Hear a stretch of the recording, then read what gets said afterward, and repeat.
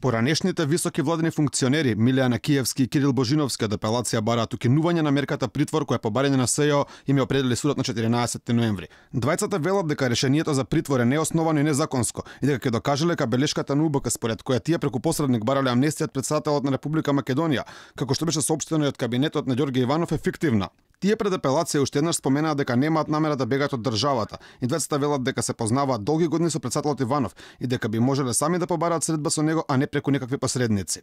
Одбраната се пожали дека мерките притвор се донесени без обвините да бидат сослушани и поранешниот министер за транспорт и врски и поранешниот генерален секретар на владата тврдат дека мерките за предпазливост донесени во јули минатата година биле во целост почитувани и не е констатирано ниту едно прекршување. Милијана Киевски напомена дека последната средба со претседателот имала на 13 овој месец, но дека не било зборувано за никаква амнестија, туку за иницијатива која треба да се формира околу моменталната состојба во државата. Тој вели дека нема никаква сметка во странство, како што тврдат обвинителството на Јанева, и порача дека е спремен уште утре на спогодба за доживотен затвор со СЈО доколку се докаже дека таква постои.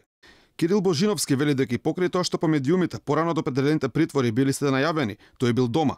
Поранешниот генерален секретар на владата побара укинување нова мерка бидејќи имал две мали дечиња и сопруга со нарушено здравје, поради што морал да биде дома. Од одбраната велат дека судијата Огнен Ставрев, кој беше еден од оние кои донесоа одлуката, морал сам да побара да биде изземен бидејќи судија во процесот за кој е определен притворот, што според адвокатите на одбраната е противзаконски.